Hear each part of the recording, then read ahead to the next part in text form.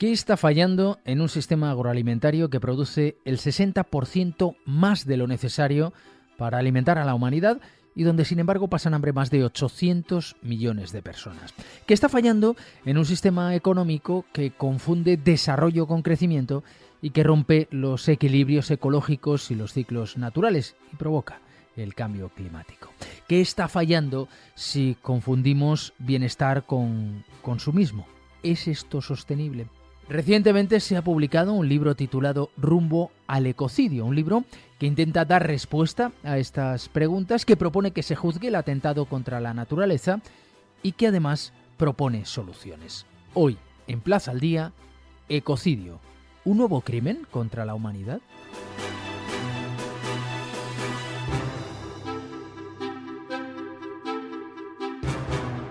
José Esquinas es doctor, ingeniero agrónomo, humanista, doctor en genética y como profesor universitario e investigador ha desarrollado durante muchos años su labor. También durante 30 años trabajó para la FAO, la Organización para la Agricultura y la Alimentación de la ONU, donde fue responsable del desarrollo de diversos acuerdos internacionales sobre biodiversidad y presidió durante una década el Comité de Ética de la FAO. Y como decimos, acaba de publicar Rumbo al ecocidio.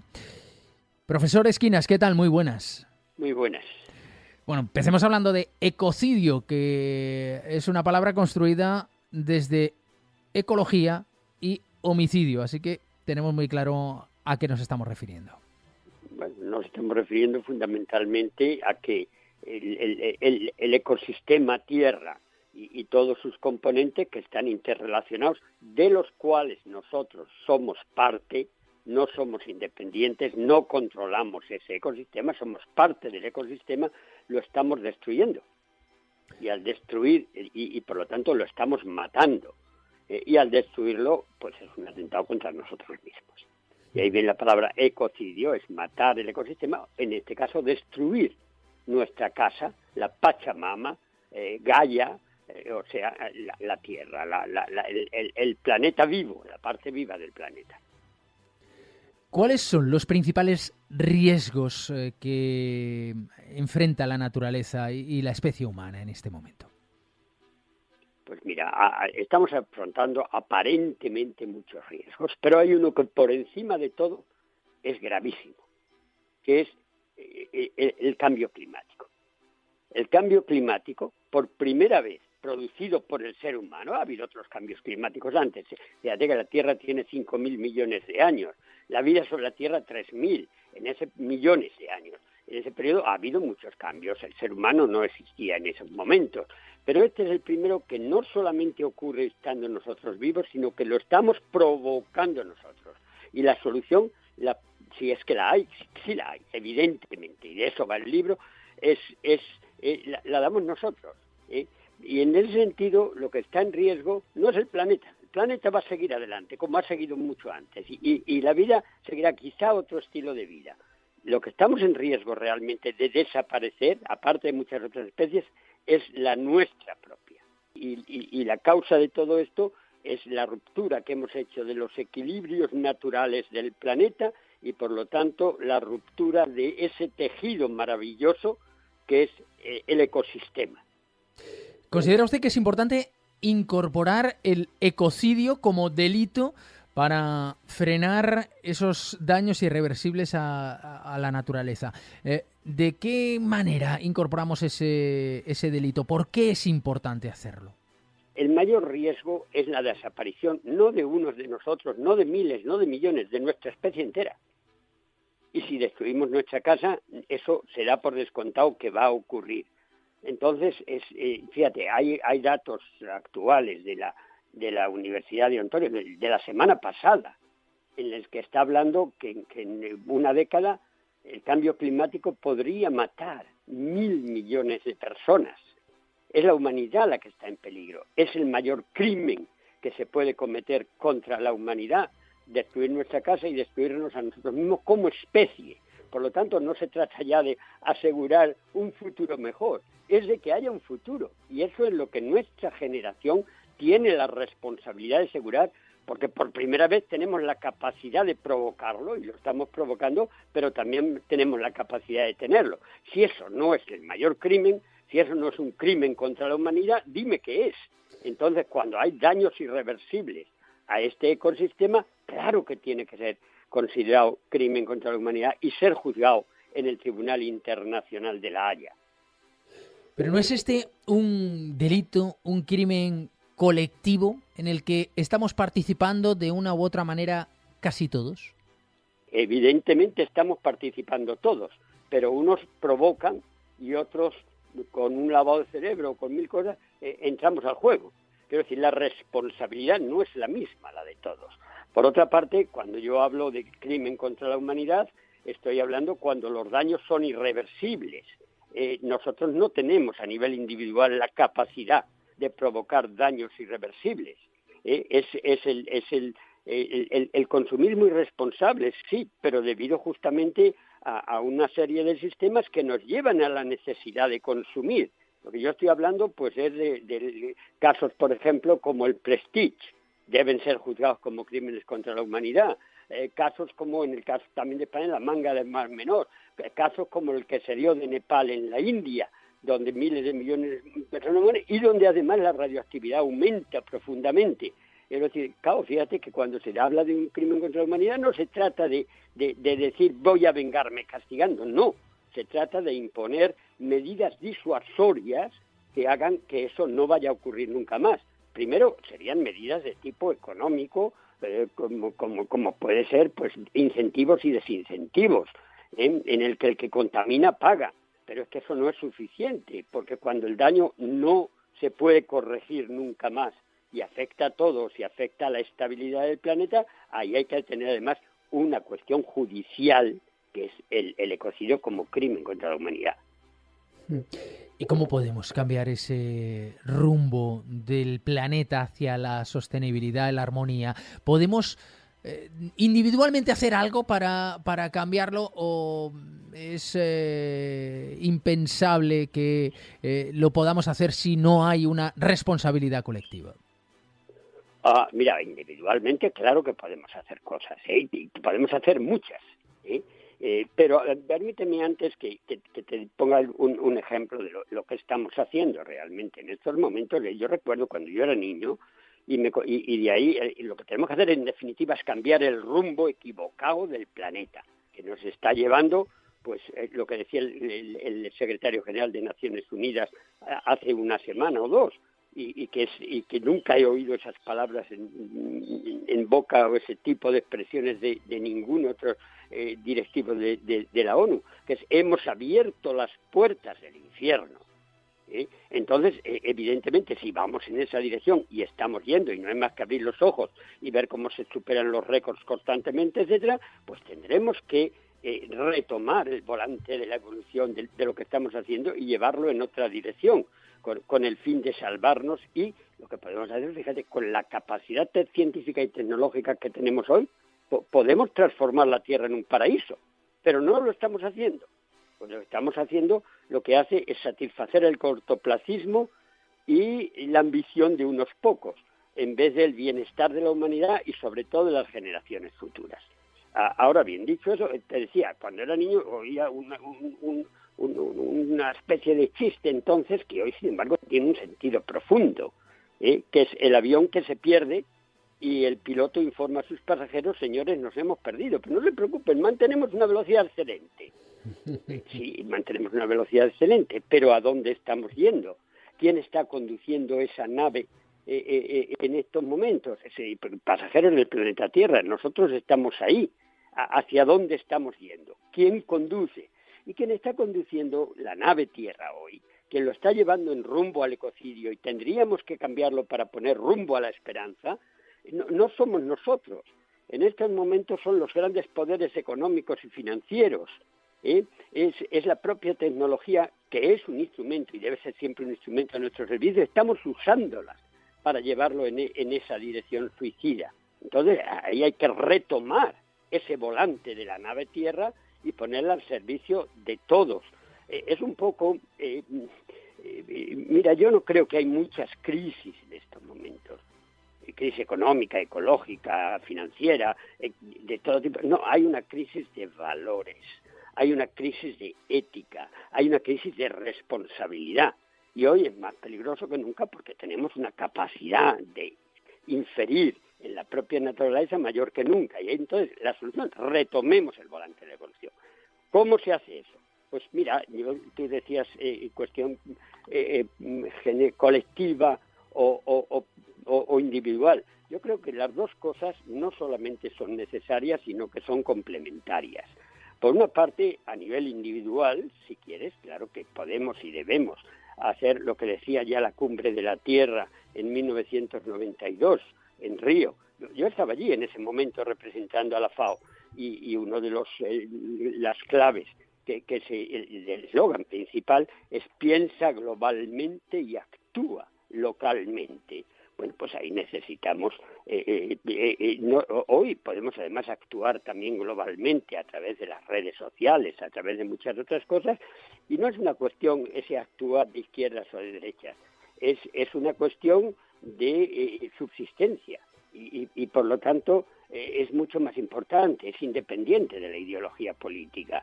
Y entonces, a nivel individual, te repito, es pues, por ejemplo, vamos a ver, hoy, con un hambre enorme, con más de 800 millones de personas que pasan hambre, con más de 35.000 personas que mueren como consecuencia del hambre y la malnutrición cada día, que es 5 veces más de los que morían de COVID en la época en la que el COVID era más agresivo. Pues en este momento resulta que producimos el 60% más de lo que la humanidad necesita para alimentarse. No es que se necesiten más alimentos, es que se necesita más sentido común. Entonces, ¿dónde están yendo todos esos alimentos que no llegan a ninguna boca, que producimos de más? Pues mira, una tercera parte, 1.300 millones de toneladas métricas de alimentos están perdiéndose por el camino y gran parte de ello termina en la basura. Y muchas veces somos nosotros los que los tiramos. Fíjate, en España, 7,7 millones de toneladas métricas al año, lo que significa unos más de 150 kilos por habitante y año, terminan en la basura. El 30% de lo que estamos tirando en España en envases sin abrir porque ha caducado. Eso es mi responsabilidad. Yo tengo la obligación moral, y ojalá mañana fuera jurídica, de comprar lo que necesito. No mucho más por si acaso meterlo en la nevera y después tirarlo porque ha caducado.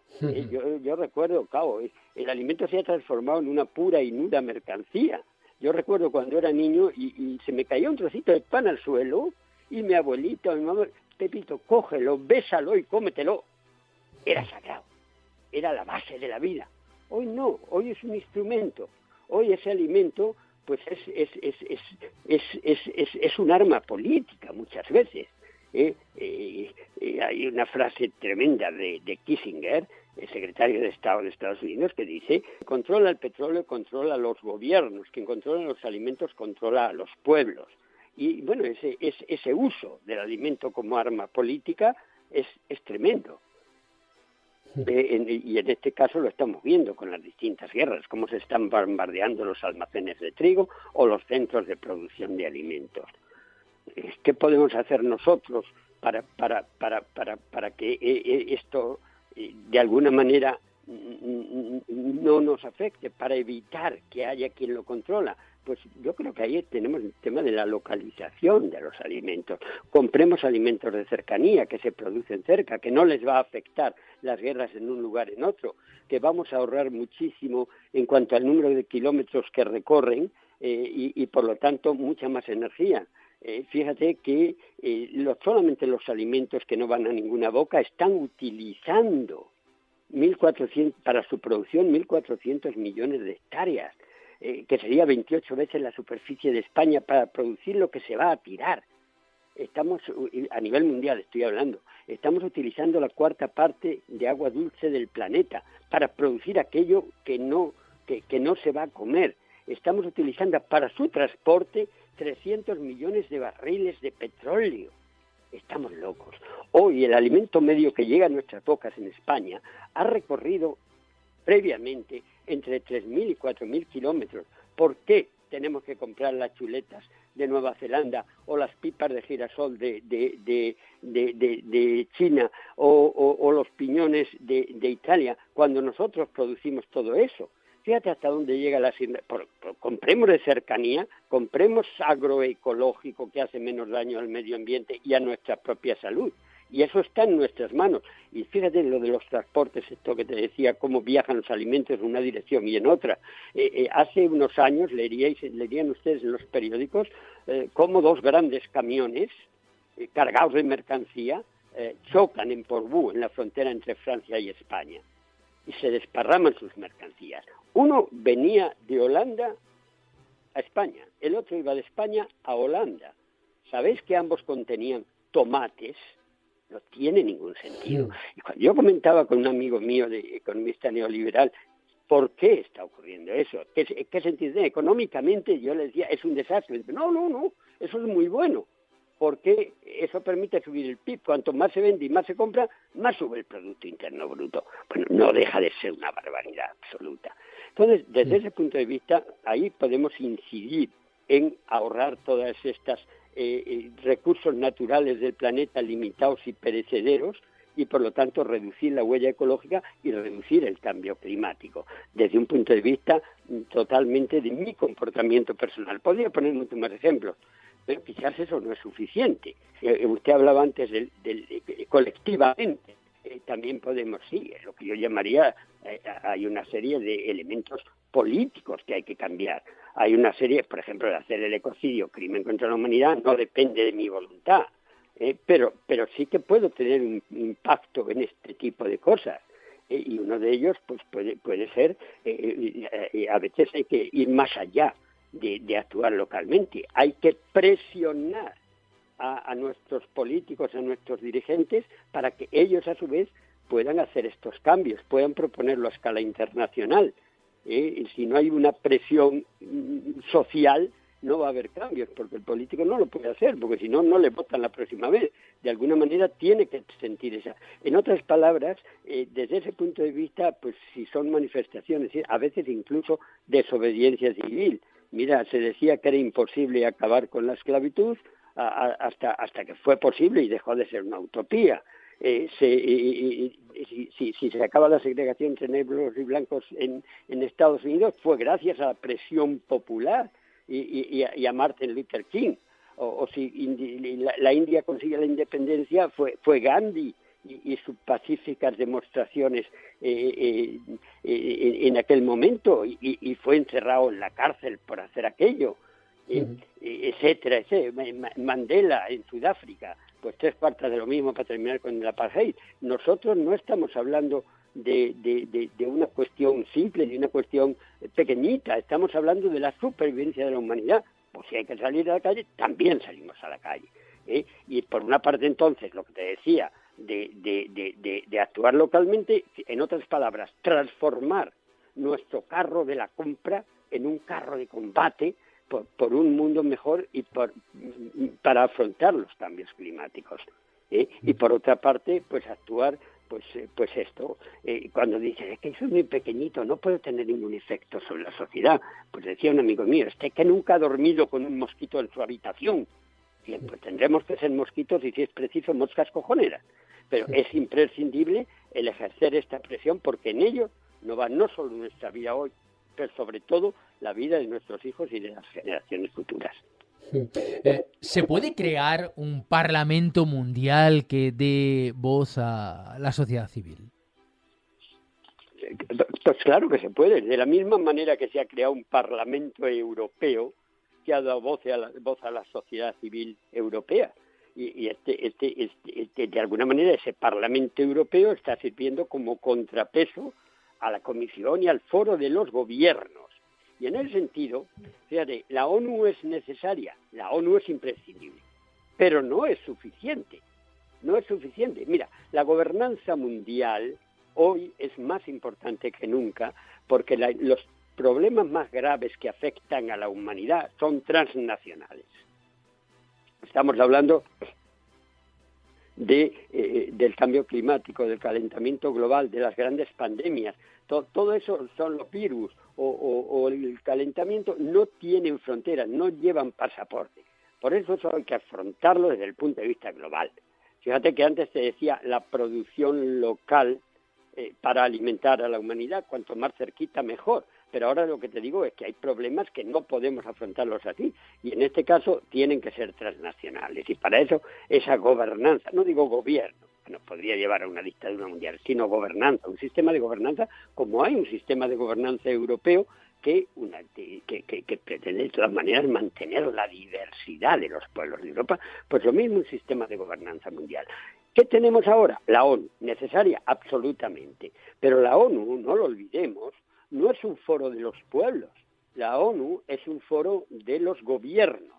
Ahí están representados los gobiernos del mundo, es un foro intergubernamental y, por lo tanto, algunos pueblos o algunos gobiernos ni siquiera son democráticos y los que lo son anteponen los intereses de su país a los intereses del mundo o de la humanidad en su conjunto y a veces los intereses de partido. Entonces tenemos que contrarrestarlo con alguien. Claro, los gobiernos sufren muchas presiones, hoy más que nunca, políticas y económicas. Y sin embargo la sociedad civil, nosotros los pueblos, no tenemos esas presiones. Los grandes cambios que se han hecho han sido siempre como consecuencia de iniciativas de esa sociedad civil, de esas organizaciones no gubernamentales. Yo, después de 30 años en la FAO, te puedo asegurar que los cambios que se han realizado, los acuerdos internacionales que hemos promovido desde allí, han sido posibles gracias al idealismo, entre comillas, que algunos decían utopía, de la sociedad civil. Hay que dar un cauce a las expresiones y a la presión de esa sociedad civil, y ese no puede ser solamente los gobiernos, a través de nuestro voto, que también está bien, pero no puede ser solo eso. Hay que fomentar el que no solamente se oiga la voz de la sociedad civil, sino que esté institucionalizado. Y la mejor manera de institucionalizarlo es promoviendo el desarrollo de ese Parlamento Mundial que sirva de contrapeso a la propia ONU como foro de los gobiernos. Tienes el foro de los pueblos y el foro de los gobiernos que se complementan. Y esa es la idea. Hay muchos intentos en la dirección, pero todo eso tampoco se va a hacer realidad si no somos conscientes y lo exigimos desde abajo. Y esto también evitando, obviamente, el veto dentro de esa gobernanza mundial. El veto es absolutamente un desastre. Dice usted que podemos aprender de los pueblos indígenas y de su visión a largo plazo para las próximas generaciones. ¿De qué manera? Mira, yo la semana pasada estuve en una reunión en Roma, en la FAO, de pueblos indígenas. Allí había los pueblos indígenas procedentes de los 5 continentes. Había más de 200 representantes de pueblos indígenas y volví alucinando. Quiero decir, qué maravilla, qué integración en la naturaleza, qué felicidad enorme. Era gente pobre, todos eran pobres, pero eran felices. Disfrutaban de la vida, estaban integrados, no necesitaban a nadie. A ellos el que haya una guerra en Ucrania no va a afectar a su alimentación, porque son autónomos en muchas de estas cosas. Y fíjate, el mero hecho de que a pesar de todas las dificultades esos pueblos hayan llegado a nuestros días, otros muchos pueblos indígenas han desaparecido, justo porque no estaban en armonía con la naturaleza. Pero en este caso, los que han llegado a nuestros días son justamente porque han sido capaces de tener un sistema de vida que no agrede a la naturaleza y que les permite pues convivir con ella y ser conscientes de que son parte de ella. Entonces, ahí hay muchísimo que aprender. El objetivo no puede ser incrementar las ganancias, no puede ser incrementar el PIB, Producto Interno Bruto, porque eso no está midiendo la felicidad ni el bienestar, ni el progreso. Eso está midiendo el crecimiento puro y nudo crecimiento económico. Y esto no es una medida, no es la medida por la que podamos decidir que un país está más desarrollado o está menos desarrollado. Yo muchas veces pienso que muchos de estos pueblos indígenas están mucho más desarrollados que nosotros porque son más felices desde que nacen hasta que mueren. Y bueno, una de las cosas, por ejemplo, que podemos aprender es a pensar en las generaciones futuras, que son justamente las que están más en peligro ahora mismo con los cambios climáticos, las que van a sufrir las consecuencias de nuestro comportamiento irresponsable con el planeta y nuestro consumo irracional. Y sin embargo, esas generaciones futuras no tienen ningún peso, ni en nuestro sistema económico, ni en nuestro sistema político, porque no han nacido, no consumen y no votan. Entonces, fíjate, yo recuerdo en otra reunión de pueblos indígenas en Cusco hace unos años, me sorprendió mucho algo en lo que no había pensado antes. Era sobre soberanía alimentaria. Y ahí también había pueblos indígenas de muchos lugares del mundo. Y cuando alguien preguntó, la pregunta fue, ¿cómo toman ustedes las decisiones? Entonces, uno de los jefes de un pueblo indígena de América Latina dijo, no, nosotros tenemos el grupo de sabios, y cuidado, la palabra sabio y la palabra anciano es la misma en muchas de estas lenguas. Nuestro grupo de sabios que toma las decisiones en función de una serie de parámetros. Por ejemplo, y entonces la primera pregunta que nos hacemos es, esta decisión que yo voy a tomar, importante, en este grupo étnico, hoy, ¿cómo va a afectar a las próximas 7 generaciones? 7 generaciones. Y entonces otros africanos, que nosotros decimos 10 generaciones, o los asiáticos 5 generaciones, pero todos es cómo va a afectar al futuro de la humanidad, cómo va a afectar al futuro de nuestros descendientes. Y nosotros, hoy, en época de cambios climáticos, no nos preguntamos eso. No tiene poder decisorio. Entonces, una propuesta que las propias Naciones Unidas hizo hace años y que se ha caído un poquito en el olvido, era el decir, hay que desarrollar una justicia intergeneracional, hay que desarrollar los derechos de las generaciones futuras.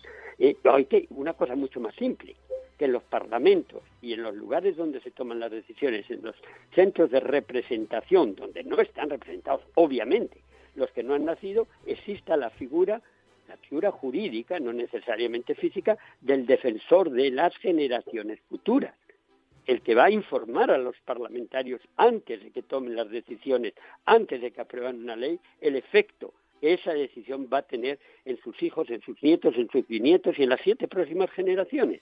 Eso es muy simple, 15 países o 16 ya lo han hecho, nosotros todavía no, pero ese es un reto que además ni siquiera es caro.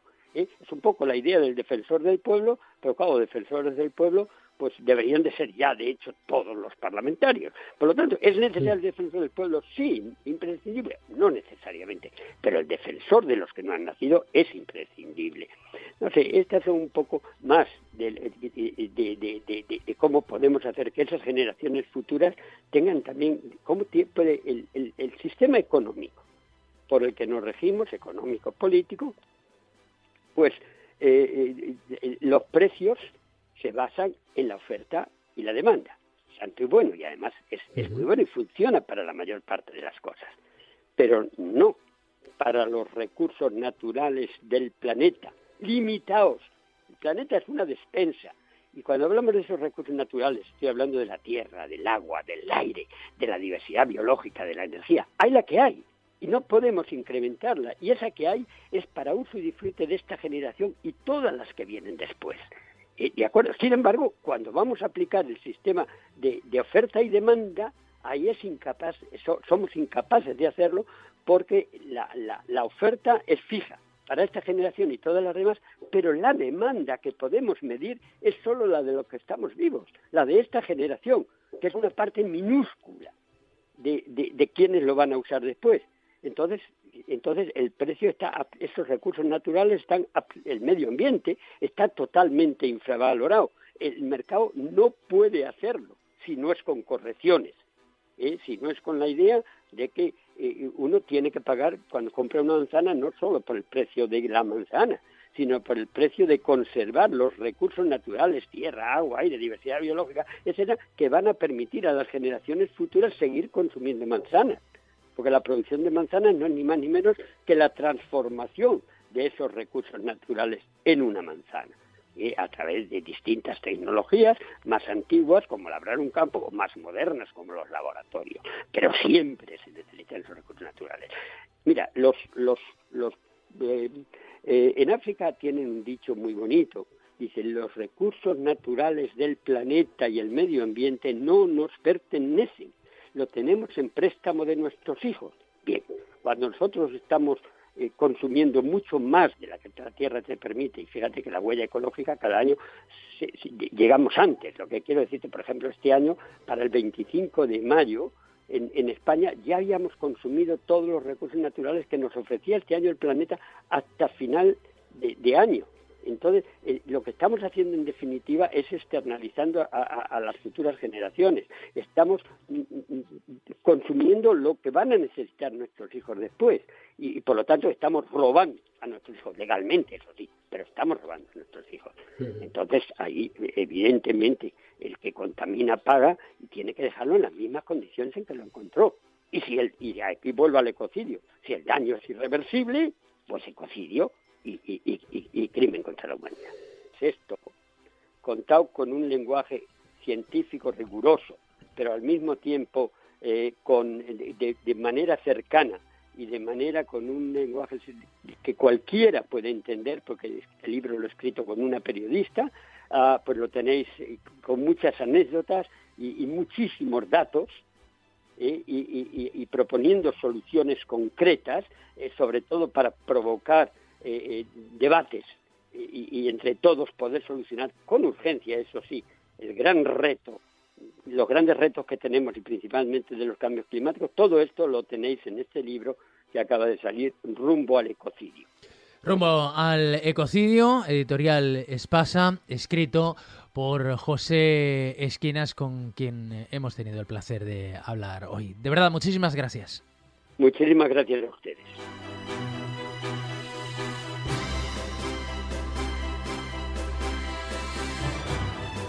No parece sencillo que las propuestas del profesor José Esquinas se puedan llevar a cabo, pero en cualquier caso parecen coherentes y ahí quedan encima de la mesa. Ya saben que Plaza al Día es el daily de las cabeceras de Plaza. Pueden encontrarlo en todas ellas, de lunes a viernes, y también en las principales plataformas de podcast, donde pueden suscribirse y hacernos llegar sus comentarios, que además leemos y valoramos mucho.